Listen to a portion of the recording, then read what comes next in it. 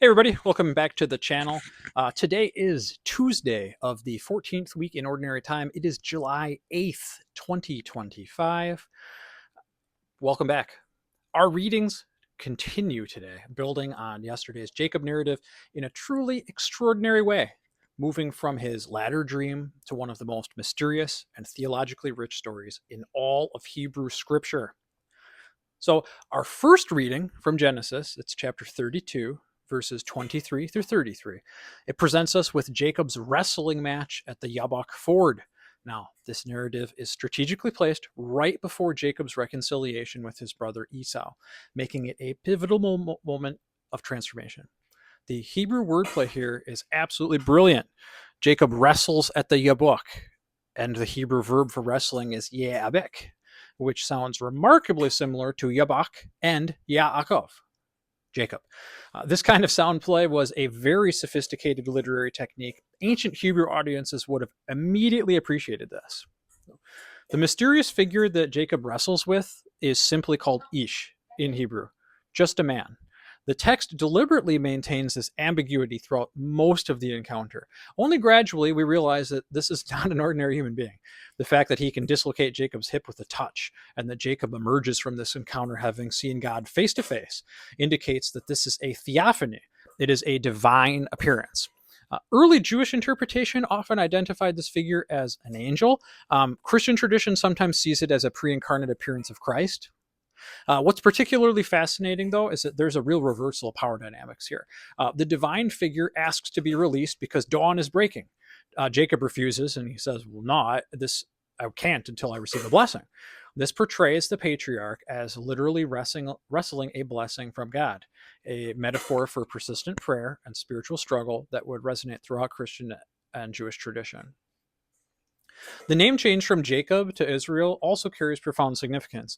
Jacob comes from the Hebrew akeb, meaning heel. Right? It references his birth. He was grabbing at Esau's heel. It also came to suggest that he's the supplanter or deceiver. Israel, on the other hand, likely means God strives, or one who strives with God.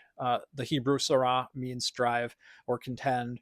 El is God. So Israel becomes the name of one who has wrestled with the divine and prevailed, not through overpowering God, but persistent faith. The location detail is actually very significant too. So Peniel means face of God, and Jacob's declaration that he has seen God face to face and lived would have been pretty startling to ancient audiences, especially people who are familiar with Exodus chapter 33, verse 20, where God tells Moses, no one can see his face and live. This suggests that Jacob's encounter represents a unique form of divine revelation. Our responsorial psalm is Psalm 17. It is a psalm of lament that asks for divine protection and vindication.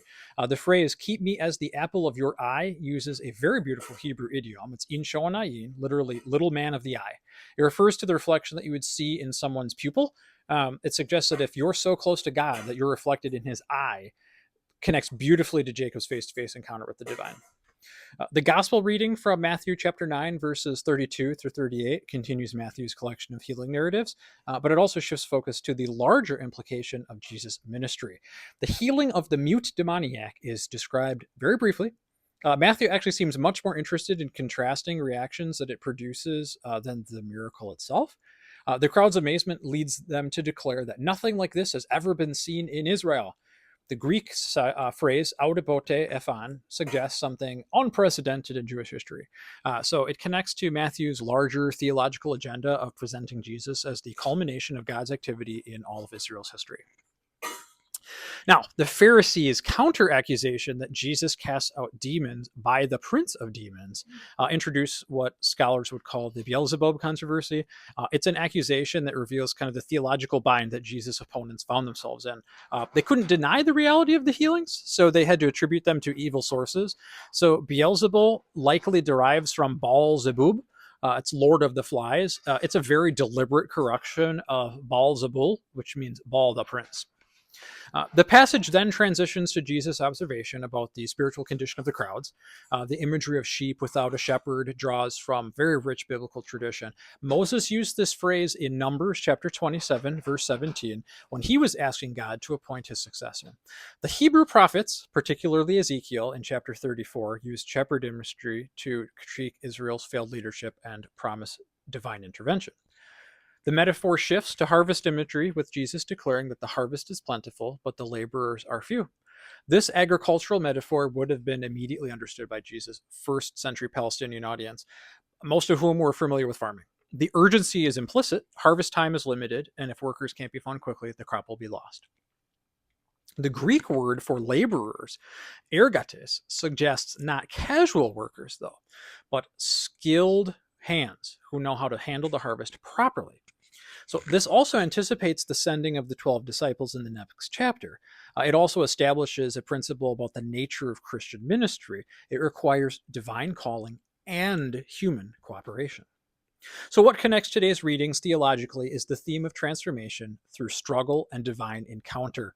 Jacob emerges from his wrestling match permanently changed. He walks with a limp, but he carries a new name and a new identity. The crowds in Matthew's gospel witness divine power at work and recognize something completely unprecedented. It happened right in their midst, too. Both readings suggest that encounters with the divine don't leave us unchanged. They mark us, they name us, and they commission us for new purposes. For early Christian communities reading these texts, and for us today, they provide a framework for understanding both how God works through both personal transformation and community mission. Jacob's individual encounter with God at Peniel prepares him for reconciliation with his brother and his role as patriarch of all of God's people. Jesus' ministry of healing and teaching prepares the way for the disciples' mission to bring in the harvest of souls ready for God's kingdom. The readings also remind us that divine encounters often come disguised in struggles, and that authentic ministry requires both divine empowerment and humans' responsiveness to God's call. So that's our reflection for today. I really hope that this theological and historical context enriches your experience of today's liturgy. Thank you guys for watching. Please hit like if you like these videos. It certainly helps the channel grow. And if these are videos that you'd like to continue to see, please hit subscribe. I will be back again on Sunday for another reflection video. In my parish, I attend a 10:30 Mass on Sunday, but I also attend a Spanish chapel Mass every Tuesday.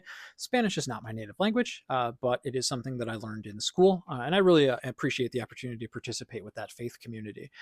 So I will attempt to do this for every Tuesday and every Sunday moving forward. It is a fun reflection. It also better prepares me to participate in the liturgy, and it also allows me to have a great conversation with all of you.